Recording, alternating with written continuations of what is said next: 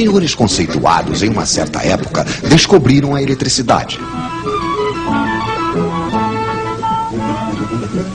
Eles tinham rodelas de metal e de pano molhadas em um ácido, que eles empilhavam umas sobre as outras. Isto fazia uma pilha de rodelas, uma pilha elétrica. Então eles disseram: a eletricidade deve ser alguma coisa que sai por um fio e entra por outro. Então eles escreveram mais de um lado e menos do outro, e decidiram que a eletricidade ia do mais para o menos. Mas tudo isso ao acaso. Para saber ao certo, seria preciso ver de perto os átomos dos fios. Hoje, graças a nossas câmeras especiais, estamos habilitados para apresentar-lhes aqui alguns átomos que nos deram a honra de vir em nossos estúdios para nos explicar. Um átomo é, antes de tudo, um núcleo com cargas elétricas mais. Em torno, vem girar cargas elétricas menos. São os elétrons. Quando existe a mesma quantidade de menos que de mais, as cargas elétricas se anulam. O átomo é eletricamente neutro. Mas os elétrons adoram passear. Então, assim que falta um elétron, há uma carga a mais que não é mais anulada. O átomo não é mais neutro. Ele se torna positivo. E quanto mais lhe falta elétrons, mais o átomo é positivo. Ele só terá uma vontade, o átomo, claro, que é a de recuperar elétrons.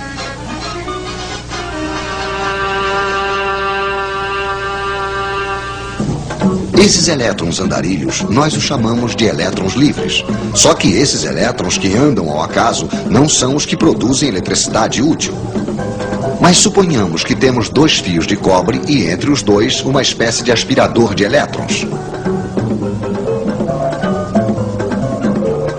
De um lado, teremos muitos elétrons livres.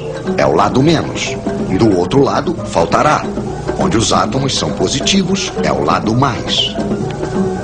Existe entre os dois fios aquilo que chamamos de diferença de potencial, de volts. Por que volts? Ah, sim, o senhor que tinha inventado a pilha elétrica se chamava Sr. Volta.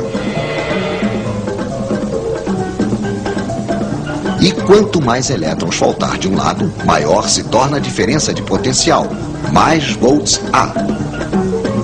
Ao longo dos fios, os átomos certamente só terão uma vontade: recuperar os elétrons que estão no outro fio. Vamos deixar os elétrons passarem. Vamos fazer-lhes uma passagem, mas estreitíssima. O filamento de uma lâmpada, por exemplo. Então os elétrons se precipitam, se pressionam, se empurram. Os átomos do filamento ficam atrapalhados. Esfrega, esquenta, produz luz.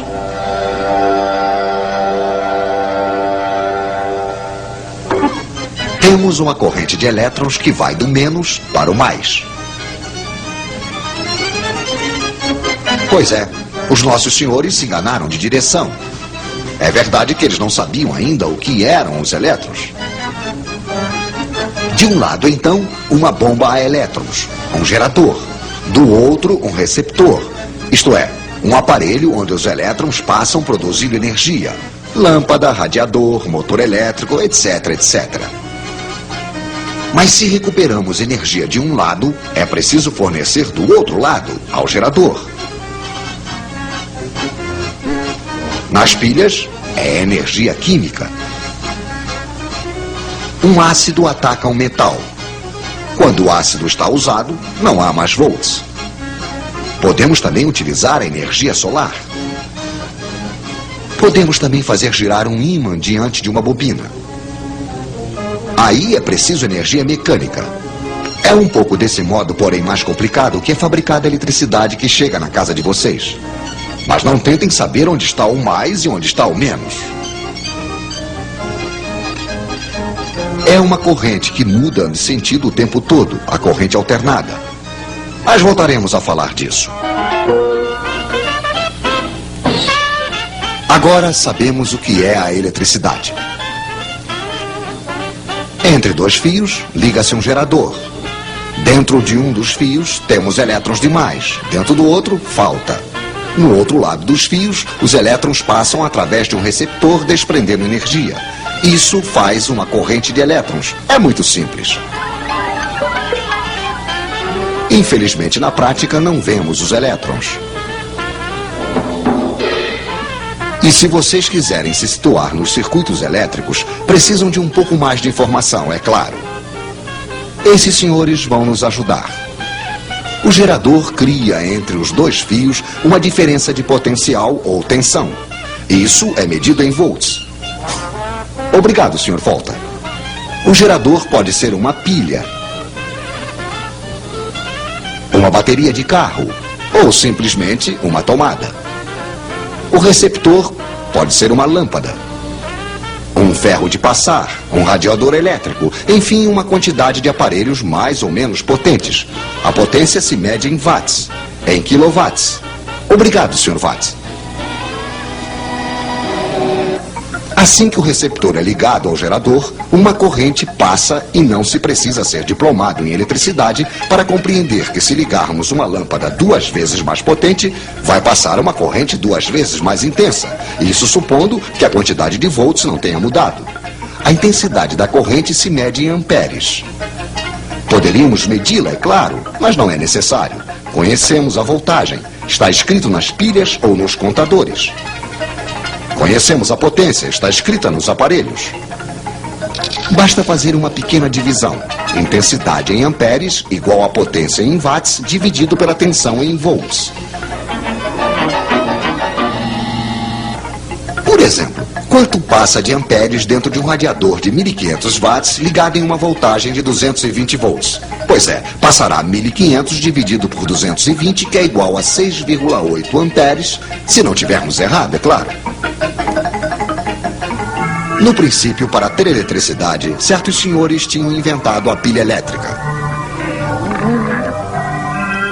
Dentro de uma pilha, sob efeito da energia química, temos de um lado elétrons menos, do outro não. É o lado mais. Os elétrons se recombinam com os mais, passando no filamento de uma lâmpada, por exemplo.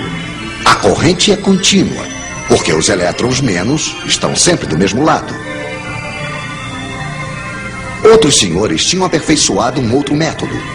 Com fios bem isolados, eles faziam uma bobina e, na frente, divertiam-se em girar um ímã.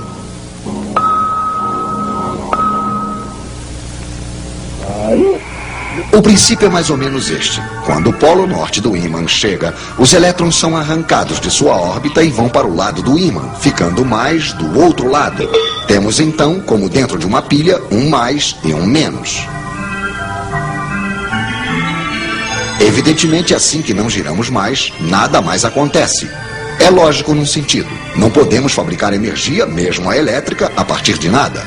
Então, continuando a girar, é o polo sul do ímã que chega à frente da bobina e aí acontece exatamente o contrário de antes. O mais se torna menos e vice-versa. Ainda temos corrente, sim, mas na outra direção. De modo que a corrente vai alternativamente numa direção, depois na outra. É o que chamamos de corrente alternada. Mas os outros diziam: eletricidade que muda de direção assim, sem parar, não é a verdadeira eletricidade. Evidentemente a lâmpada piscava, o ímã não girava muito rápido. Então, aproveitemos para tentar ver o que está acontecendo graças à nossa câmera especial e para fazer um pouco de teoria. Esta flecha representa a direção e a intensidade da corrente. Primeiro, a corrente é máxima em uma direção. Depois, decresce. Torna-se nula.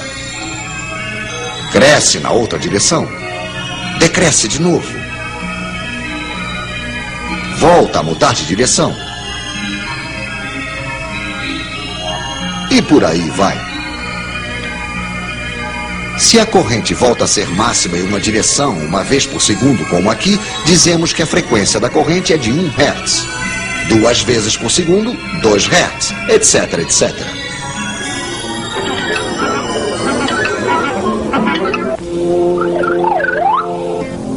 Há um outro modo mais divertido de ver as coisas. Pegue a flecha que representa a intensidade máxima, faça girar em um círculo imaginário que você desenha ao lado do fio. Pois bem, em qualquer momento, a intensidade real que passa dentro do fio é igual a isto. Quer dizer, a projeção ou a sombra da flecha giratória sobre o fio.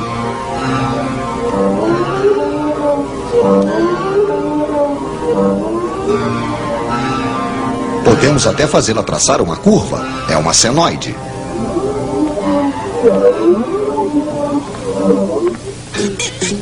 Mas voltemos aos nossos senhores. Eles aperfeiçoam o alternador. O ímã põe-se a girar mais rápido. A frequência da corrente aumenta, 4 Hz. Para 10, 12 Hz. Já quase não pisca. 50 Hz. Aí já não percebemos mais nada.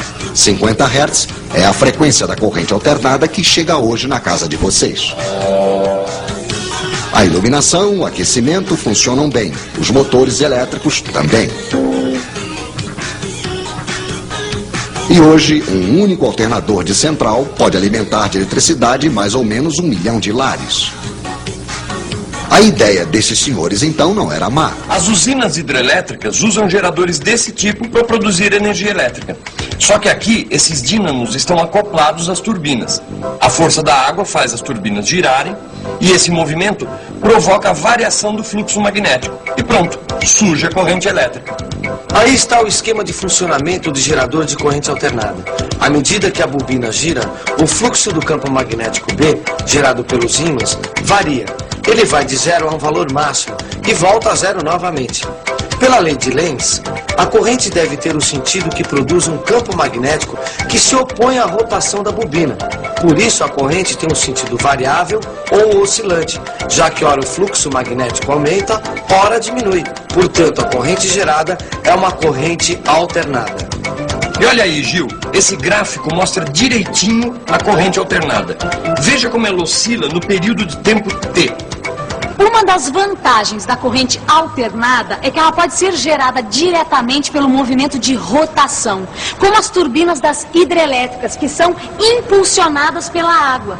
Olha, e outra vantagem da corrente alternada é que dá para usar transformadores. Transformadores são aqueles aparelhos que reduzem a voltagem de 220 para 110 volts, não é isso? E podem aumentar também de 110 para 220 volts, Rosinha. Olha, lembre-se, os transformadores podem reduzir ou aumentar qualquer voltagem, e não apenas as conhecidas 110 e 220 volts. Olha só, Rosinha, vem aqui. Olha, essa bobina aqui, certo, é percorrida por uma corrente elétrica. Essa corrente elétrica gera um campo magnético de fluxo variável que vai atingir a outra bobina. E vai criar uma corrente alternada na outra bobina. Isso mesmo, Rosinha. Agora me diga uma coisa, como é que a tensão aumenta ou diminui? Isso depende da relação entre o número de espiras presente na primeira e na segunda bobina. Então, Rosinha, quanto maior a relação entre o número de espiras da primeira e da segunda bobina, maior é a variação entre as voltagens das duas bobinas. Agora, sabe, Vicente, eu estava pensando nessa história toda. Se uma corrente elétrica gera um campo magnético, que por sua vez gera uma nova corrente elétrica, que gera um novo campo magnético, então eu acho que essa história não tem fim, viu? Não, você não acha, não. Essa história realmente não tem fim. Inclusive, no século passado, existia um sujeito, ele chamava-se Maxwell, que ele percebeu isso. Ele sacou que isso era realmente uma sequência interminável. Porque um campo elétrico variando, criando um campo magnético, que vai criar um novo campo elétrico e por aí vai. Inclusive, essa sucessão de campos recebeu o nome de onda eletromagnética. Mas isso aí já é assunto para outra teleaula. Tá bom? Até a próxima. Até a próxima.